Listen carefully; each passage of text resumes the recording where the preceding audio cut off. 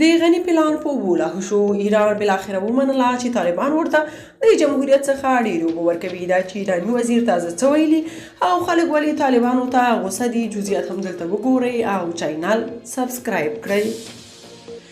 طالبان د رسمیت پیژندلو لپاره د ګاونډیانو هر ډول ناروا غوښتنې ته غاړه ایښې. د ایران د بهرنیو چارو وزیر حسین امیر عبدالحیان یو ځل بیا د هلمند سیند په اوبو کې د ایران پر حقابې باندې ټینګار کړی او ویلي دي چې طالبان د دغه سیند په اوبو کې د ایران پر حق اعتراف او ټینګار کوي. ښاغلي عبدالحیان د ایران دولتي خبري اژانس ایرنا ته ویلي چې د هلمند په سیند کې د ایران د اوبو حق یعنی حق خبې ترلاسه کولو لپاره د دوی پر مخ کې پراته ټول ممکنه وړاندیزونه شته دي. هغه زیاته کړې د افغانستان لنډمهالې سرپرست ادارې چارواکي هم د افغانستان د پخوانیو چارواکو پر خلاف د ایران د اوبو پر حقابې اعتراف او ټینګار کوي.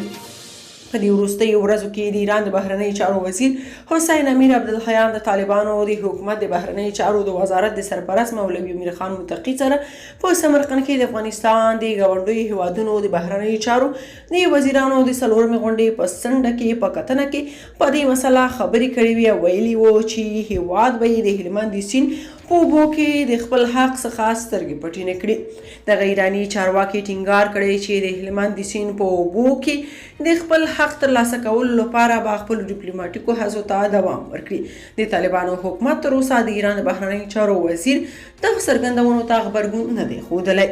خلک وایي اشرف غني به ویل چې داسې حالت به راوړي چې له ایران څخه به د اوبو په بدل کې وړیا تیل واخلو، خو طالبان بیا د سیاسي اړیکو لپاره داسې ستر خیانت ته ملا تړلي، خو ایران به هیڅکله هم قناعت ونه کړي چې ګینې ډېرې اوبه یې ترلاسه کړي.